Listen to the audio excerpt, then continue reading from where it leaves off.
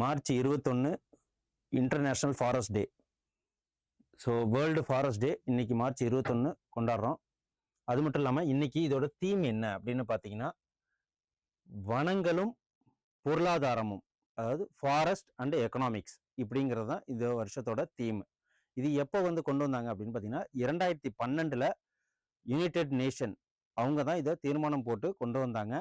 ஏன்னா சஸ்டைனபிளாக இருக்கணும், ஃபாரஸ்டோட முக்கியத்துவம் ரொம்ப இருக்குது அப்படின்னு சொல்லிட்டு 2012 மார்ச் 21 இன்டர்நேஷ்னல் வேர்ல்டு, அதாவது international forest day of forest அப்படின்னு சொல்லிட்டு நம்ம கொண்டாடுறோம். ஸோ இன்னைக்கு இதோட theme forest and economics. Okay, வாங்க இன்னைக்கு தினமணி மார்ச் 21க்கு உண்டான முக்கியமான பாயிண்ட்ஸ்லாம் பார்ப்போம். ஸோ சாதாரண பெட்ரோல் டீசல் விலையில் மாற்றம் இல்லை. அதாவது இப்போ டெய்லி மக்கள் யூஸ் பண்ணுற டீசல் அண்ட் பெட்ரோலில் எந்த ரேட்டும் சேஞ்ச் ஆகல. அதுக்கப்புறம் தொழிற்சாலைக்கு யூஸ் ஆகிற டீசலோட ரேட்டும், அதுக்கப்புறம் இந்த சுத்திகரிக்கிறது உண்டான சிறப்பு பெட்ரோல் அப்படின்னு சொல்லிட்டு சொல்லுவாங்க, அதற்கெல்லாம் ப்ரீமியம் ரக பெட்ரோல், தொழிற்சாலைகளுக்கான டீசல் விலை, இது அனைத்துமே உயர்த்தி இருக்கிறாங்க. இதோட ரா ஃபேக்ட்ஸ் நமக்கு எக்ஸாம் பாயிண்ட் ஆஃப் வியூல தேவையில்லை, இது மட்டும் தெரிஞ்சுக்கிட்டா போதும்.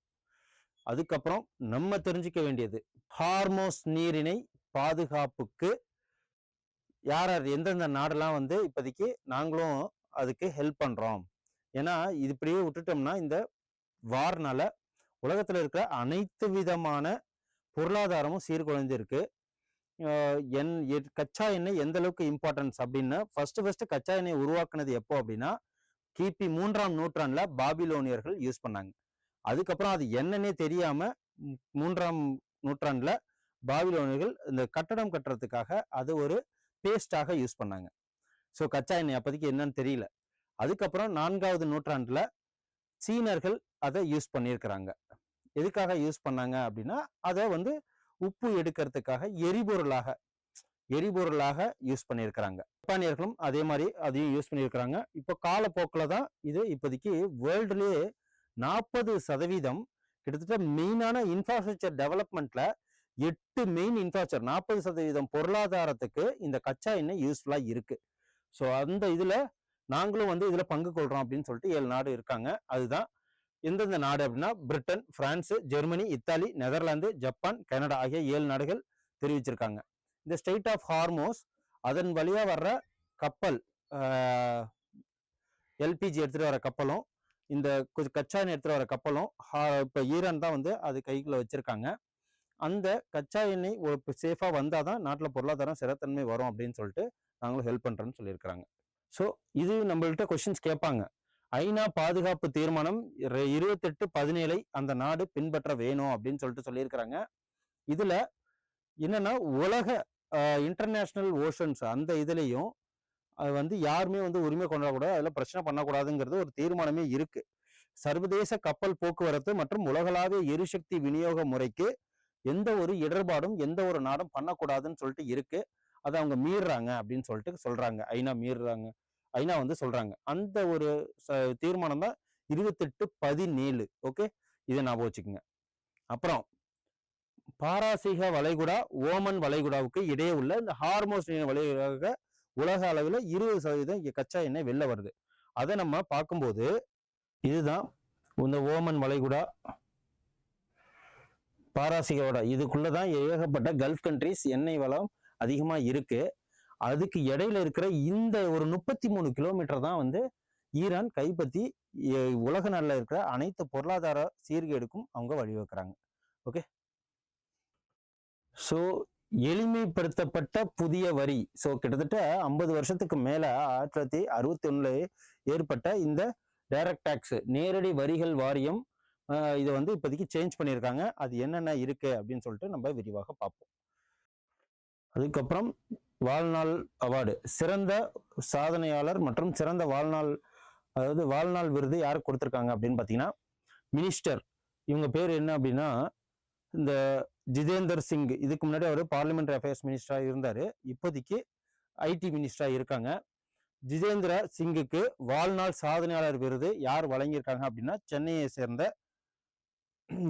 சென்னையை சேர்ந்த ராயபுரம் MV சார்க் சர்க்கரை நோய் மருத்துவமனை சார்பில் MV சர்க்கரை நோய் மருத்துவமனை சார்பில் இந்த அவார்டு கொடுத்துருக்காங்க. அவரு இந்த சர்க்கரை நோய்க்காக, டயபெட்டிஸ்க்காக ஆராய்ச்சியில் இந்திய அளவில் சிறந்த பங்களிப்பை மேற்கொண்டதற்காக அவருக்கு கொடுத்துருக்காங்க. அவரு இப்போதைக்கு எந்த துறை அமைச்சராக இருக்காரு அப்படின்னு பார்த்தீங்கன்னா, மத்திய அறிவியல் மற்றும் தொழில்நுட்பத்துறை அமைச்சராக இருக்கிறாரு. ஓகே, இது இப்போதைக்கு தெரிஞ்சுக்கணும். ஸோ இந்த கட்டுரையில் இன்னைக்கு தினமணி கட்டுரையில் இந்த கட்டுரை நமக்கு ஓரளவுக்கு எக்ஸாம் பாயிண்ட் ஆஃப் வியூவில் வருது. என்ன அப்படின்னு பார்த்தீங்கன்னா, ஓமித் மருத்துவமனை எங்கே தாக்கப்பட்டிருக்காங்க, ஆப்கானிஸ்தானுக்கும் பாகிஸ்தானுக்கும் நடந்த சண்டையில் ஓமித் அப்படிங்கிற ஒரு மருத்துவமனையை தாக்கியிருக்காங்க. இதனால 240 பேர் இறந்துருக்காங்க. So March 20. அதுக்கப்புறம் உக்ரைன் ரஷ்யா போர் நடந்துட்டு இருக்கு. இஸ்ரேல், அமெரிக்கா, ஈரான் போர், இது மூணும் இங்கே வெவ்வேறு இடங்கள்ல நடந்துகிட்டு இருக்கு. ஸோ இப்போ இவங்க இந்த ரம்ஜான்ங்கிற காரணத்தினால 3 நாள் போரை நிறுத்தி வச்சிருக்காங்க ஆப்கானவங்களும். இதுல ஆக்சுவலா என்ன பிரச்சனை அப்படின்னா, தலிபான், அந்த தெஹ்ரிக் தாலிபான்கிறவங்க என்ன பண்றாங்க அப்படின்னா, ஷரியத் லா மூலயமா பாகிஸ்தானை ஆளணும் அப்படின்னு சொல்லிட்டு கிளர்ச்சியா இருக்காங்க. இவங்க இப்போதைக்கு எங்க இருக்காங்கன்னா, ஆப்கானிஸ்தான் தலிபான்ல அங்கதான் வந்து இருக்காங்க. ஸோ தலிபானும் இந்தியாவுக்கும் ஒரு நல்ல நட்புறவு நாடு இருக்கு. இப்போ கூட நம்ம மெடிசின்ஸ் நிறைய அனுப்பிச்சிருக்கோம் இந்த போர்னால, அவங்க பாதிக்கப்பட்டதுனால. ஸோ தலிபான் அரசு நமக்கு இணக்கமா இருக்கிறது, அதுவும் ஒரு காரணம் சண்டைக்கு. Okay, so CBDT, central board of direct tax, இதுதான் சொல்லுவாங்க.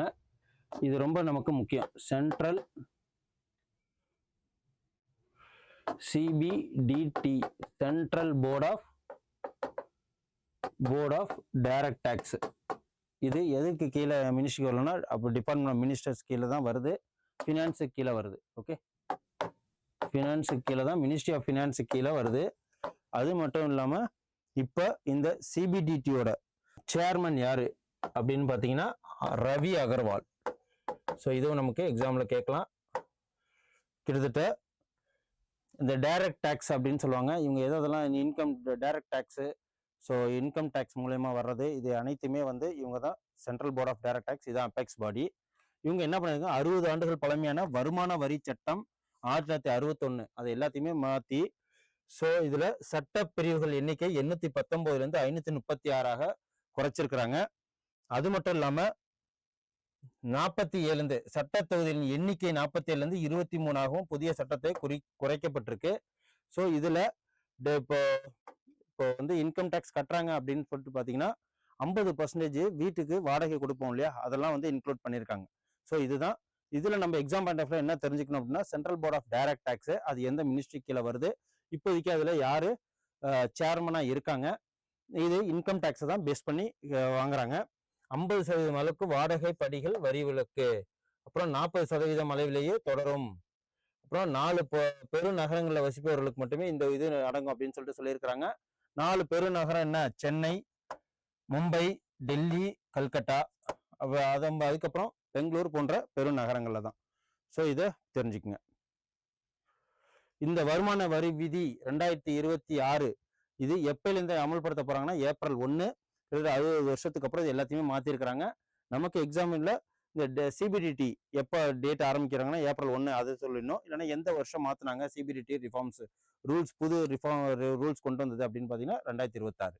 ஸோ 6 ஆண்டுகளுக்கு பிறகு இந்தியாவும் சீனாவுக்கு இடையே எல்லை வர்த்தகம் தொடங்கியிருக்கு. அந்த எல்லை வர்த்தகம் எந்த ஸ்பேஸ்ல நடக்குது அப்படின்னு பார்த்தீங்கன்னா, உத்தரகாண்ட் மாநிலம் லிபூர் லேக் கணவாய் எங்க அமைந்திருக்கு அப்படின்னு சொல்லிட்டு கேட்பாங்க. உத்தரகாண்ட், இதுல மேப் வழியா கூட நமக்கு கேட்கலாம். இதை மட்டும் நம்ம தெரிஞ்சுக்கிட்டா போதும். எக்ஸாம் பாயிண்ட் ஆஃப் வியூல எல்லை வர்த்தகம் எப்ப வந்து ஸ்டாப் பண்ணாங்கன்னா, கொரோனா காலங்களில் ஸ்டாப் பண்ணாங்க. ஸோ உத்தரகாண்ட் மாநிலம் லிபூர் லேக் கணவாயில தான் நம்ம சீனாவுக்கும் நமக்கும் தரைவழி டிரான்ஸ்ஃபர் நடக்குது. ஸோ அதுதான் இதை சொல்றாங்க.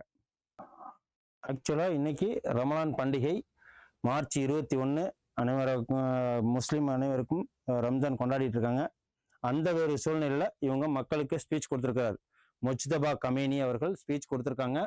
ஸோ என்ன சொல்லியிருக்காங்க அப்படின்னா, இஸ்ரேல் நடத்திய மொத்தம் 3 போர் நடந்திருக்கு. இஸ்ரேல் வந்து ஈரான் மேல போன வருஷம் 1, அதுக்கப்புறம் பொருளாதார இன்டர்னல் கிளர்ச்சி பண்ணி 2வது போர், அதனால அங்கே ரொம்ப இன்ஃப்ளேஷன் அதிகமானுச்சு. இப்போ 3வது போர் நடந்துகிட்டு இருக்கு அப்படின்னு சொல்லிட்டு சொல்றாங்க.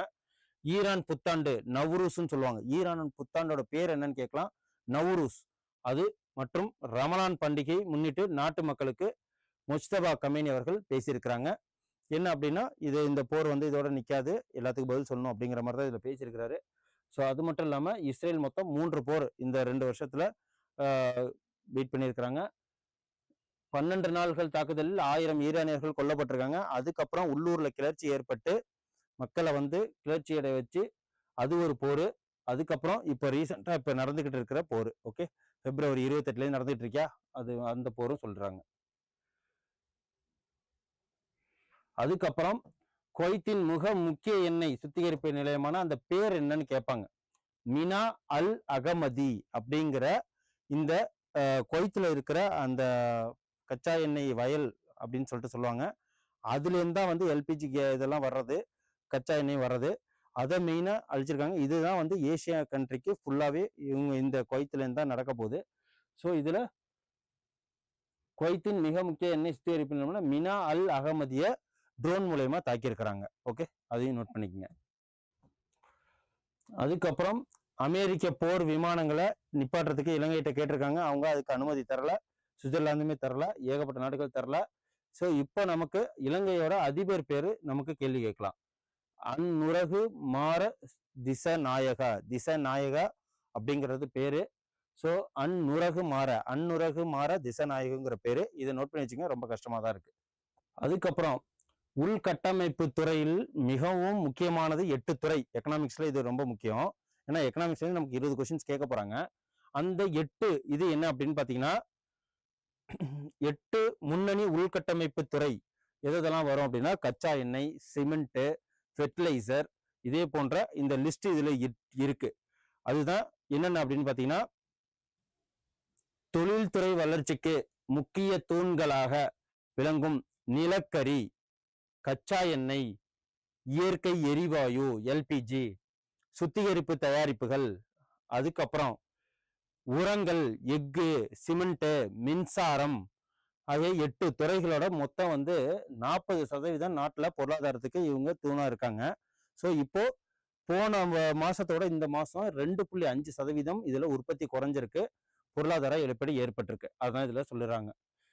ஸோ 8 முன்னணி உள்கட்டமைப்பு துறைகளின் உற்பத்தி வளர்ச்சி கடந்த பிப்ரவரியில் 2.3% இருந்திருக்கு. ஓகே, மொத்தம் கச்சா எண்ணெய் உற்பத்தி பிப்ரவரியில 5.2% சரிவை சந்திச்சிருக்கு, 2.5% சரிஞ்சிருக்கு. ஸோ 1% இது எப்படி அப்படின்னு பார்த்தீங்கன்னா, சிமெண்ட் உற்பத்தியில 9.3%, எஃகு உற்பத்தியில 7.2%, அப்புறம் தினமும் வளர்ச்சி பதிவு செய்திருக்கு. ஓகே, ஸோ 8 துறையில பங்களிப்பு சுமார் 40% இருக்கிறதுல இவ்வளோ பெரிய சரிவு நாட்டோட பொருளாதாரத்துக்கு ரொம்ப இடியா இருக்கு. இதுக்கப்புறம் நம்ம இதுல தெரிஞ்சுக்க போகுது, வங்கி பணப்புழக்கத்தை சீர் செய்ய ரிசர்வ் வங்கி 25,101 கோடி ஒதுக்கீடு செஞ்சிருக்காங்க. இதுல நம்ம தெரிஞ்சுக்க வேண்டியது என்ன அப்படின்னா, இந்த சந்தையில் பணப்புழக்கம் குறையும் போது வங்கிகளுக்கு தேவையான குறுகிய கால நிதியை ரிசர்வ் வங்கி வழங்குது. அந்த வழங்குறதுக்கு பேர் என்ன அப்படின்னா VRR அப்படின்னு சொல்லிட்டு சொல்லுவாங்க. இந்த VRR அப்படின்னா என்ன அப்படின்னா, variable reverse repo rate. Okay, so இதுல வங்கி கிட்ட இருந்து பணத்தை டெபாசிட் வாங்குவாங்க. ஓகே, ரெப்போ ரேட்னா என்ன, ரிவர்ஸ் ரெப்போ ரேட்னா என்ன, வேரியபிள் ரிவர்ஸ் ரெப்போ ரேட் அப்படிங்கறதா இது மாறுபடும் ரெப்போ வட்டி விகிதம் இது அப்படின்னு சொல்லுவாங்க. இதற்கு நிலையான வட்டி வசூலிக்கப்படுறாங்க. சந்தை ஏலத்தின் மூலம் வட்டி விகிதம் தீர்மானிக்கப்படும் அப்படின்னு சொல்லிட்டு சொல்றாங்க. ஓகே, ஸோ இதுதான் வேரியபிள் ரிவர்ஸ் வட்டி விகிதம். ஸோ சந்தையில பணப்புழக்கம் குறையும் போது வங்கிகளுக்கு தேவையான குறுகிய கால நிதியை வழங்குறது தான் ரிசர்வ் வங்கி மூலயமா பேங்குக்கு வழங்குறது தான் இது ஏலம் பெற்று தான் பெறுவாங்க. இதுல 75,000 கோடி தர்றதா சொல்லியிருக்காங்க. ஆனா 25,101 கோடி தான் வழங்கி இருக்கிறாங்க. ஓகே, இது மட்டும் தெரிஞ்சுக்குங்க. அதாவது வேரியபிள் ரிவர்ஸ் ரெப்போ ரேட் என்ன அப்படின்னு சொல்லிட்டு. அப்புறம் SDF நிரந்தர வைப்பு வசதி. ஸோ இந்த SDF அப்படின்னா என்ன அப்படின்னா, ஸ்டாண்டர்ட் டெபாசிட் ஃபண்ட். ஸோ இத நிரந்தர வைப்பு வசதி பேங்க் வந்து தன்னோட உபரி பணம், எக்ஸஸான பணத்தை RBIல கொண்டு டெபாசிட் பண்ணோம். அந்த டெபாசிட் பணத்துக்கு வட்டி வந்து RBI பேங்க்குக்கு தரும். ஸோ அதுதான் இந்த நிரந்தர வைப்பு வசதி SDF அப்படிங்கிறது. இன்னைக்கு நமக்கு 2 விஷயம் தெரிஞ்சிருக்கு. Reverse repo rate, variable reverse repo ரேட்னா என்ன, SDF என்ன அப்படின்னு சொல்லிட்டு கேட்டிருக்காங்க. இது நமக்கு ரொம்ப ரொம்ப எக்ஸாம் பாயிண்ட் ஆஃப் வியூல முக்கியம். ஸோ இன்னைக்கு உண்டான கரண்ட் அஃபேர்ஸ் எக்ஸாமுக்கு தேவையான நம்ம பார்த்துருக்கோம். எக்கனாமிக்ஸில் வேரியபிள் ரிவர்ஸ் ரெப்போ ரேட்னா என்ன, SDFனா என்ன அப்படின்னு பார்த்துருக்கோம். அதுக்கப்புறம் எந்த எண்ணெயில் ட்ரோன் தாக்குதல் நடந்துச்சு குவைத்தில், ஏன்னா அதுதான் வந்து கிட்டத்தட்ட ஏசியா கண்டினென்ட் ஃபுல்லாகவே அங்கேருந்து தான் நமக்கு கச்சா எண்ணெய் மற்றும் LPG வர்றது. அந்த பேர் நமக்கு தெரிஞ்சுக்கணும். அதுக்கப்புறம் ஸோ ஈரானோட புத்தாண்டு பேர் என்ன அப்படின்னு சொல்லிட்டு சொல்லியிருந்தாங்க. அதுக்கப்புறம் எதனால இப்போதைக்கு ஆப்கானிஸ்தானும் பாகிஸ்தானும் போரை நிப்பாட்டினாங்க, இதே மாதிரி இம்பார்ட்டன்ட் விஷயம்லாம் நம்ம பார்த்தோம். ஓகே, இதே மாதிரி தொடர்ந்து உங்களுக்கு யூஸ்ஃபுல்லான டெய்லி கரண்ட் அஃபேர்ஸ் வேணும் அப்படின்னா எங்கள் சேனலை சப்ஸ்கிரைப் பண்ணுங்க, கமெண்ட் பண்ணுங்க, லைக் பண்ணுங்க. நன்றி, வணக்கம். Sendermap. You dare to dream, we care to accomplish.